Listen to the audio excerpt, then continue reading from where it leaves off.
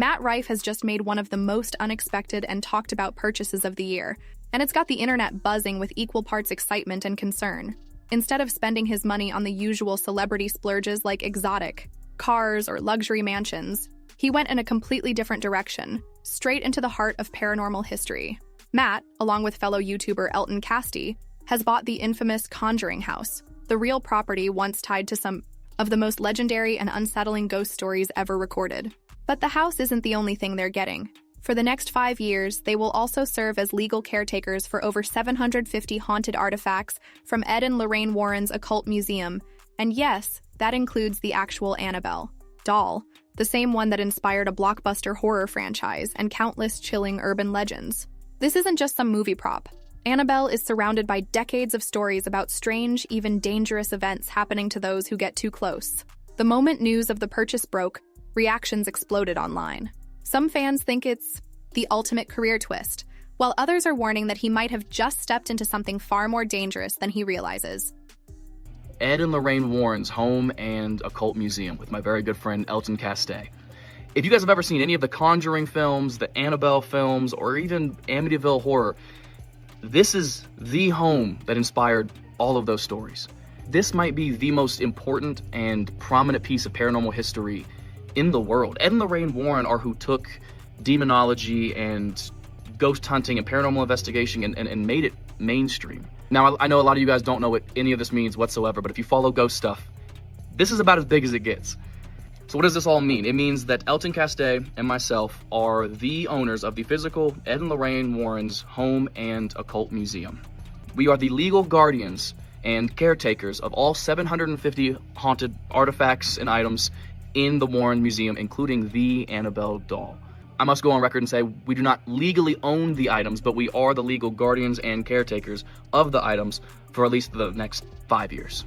And what this means for you guys is you are going to soon be able to book a night or a weekend and stay at the Warrens' house and investigate the house and the history of the house, as well as the museum and all the artifacts inside of it. This is the most random hobby ever, but it's so fucking cool, man. I should probably collect stamps or something. Might be a little safer. But yeah, we own the house, and we are very excited for you guys to see it. Back in 2023, Matt Rife's name was already making waves online, but not for reasons he'd want to brag about.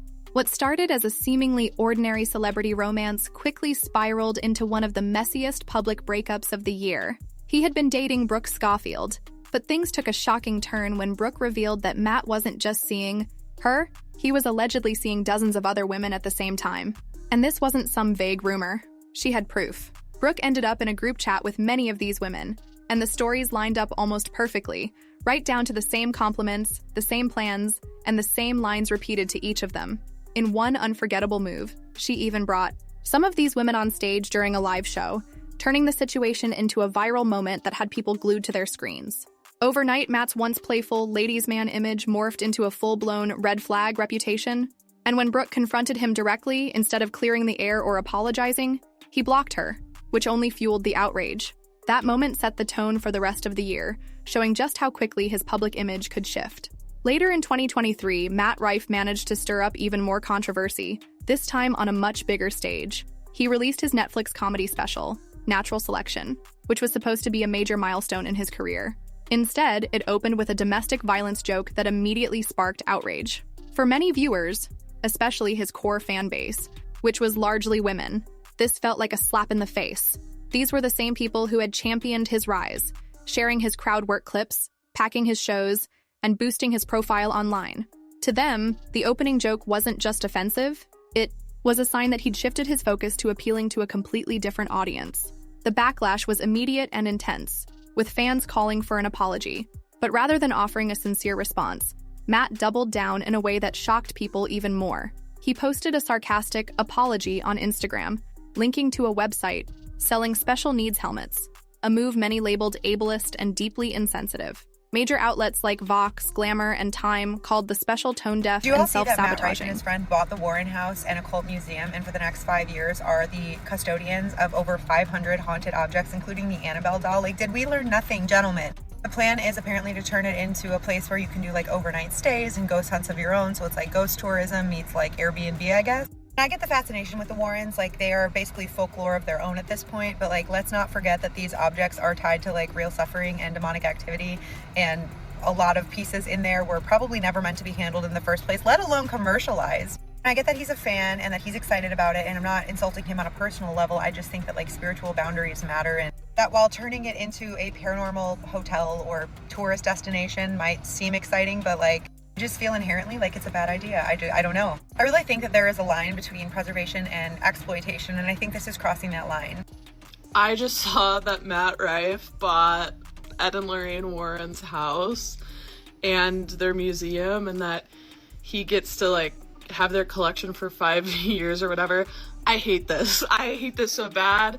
I do not like Matt Rife. I do not respect him as a semi-retired stand-up comedian and a paranormal enthusiast. Like, this is horrible. I do not like Matt Rife. He gives me ick vibes. I don't like him.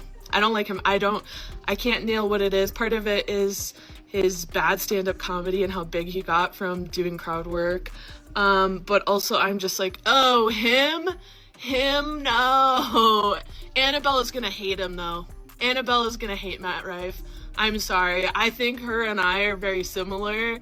That we're, so good luck to him, but oh, I can't believe he bought it. Like, this is so sad for me personally. I don't like it. The conversation has even reached pop culture figures, proving just how far the story has spread. Snooki posted a TikTok reacting to the purchase, clearly shocked by the idea of turning the Conjuring house into an Airbnb, while Polly D commented, "Simply wild." These reactions, while lighthearted, add to the growing pile of opinions from people both inside and outside the paranormal space. It's not just horror fans talking about this anymore.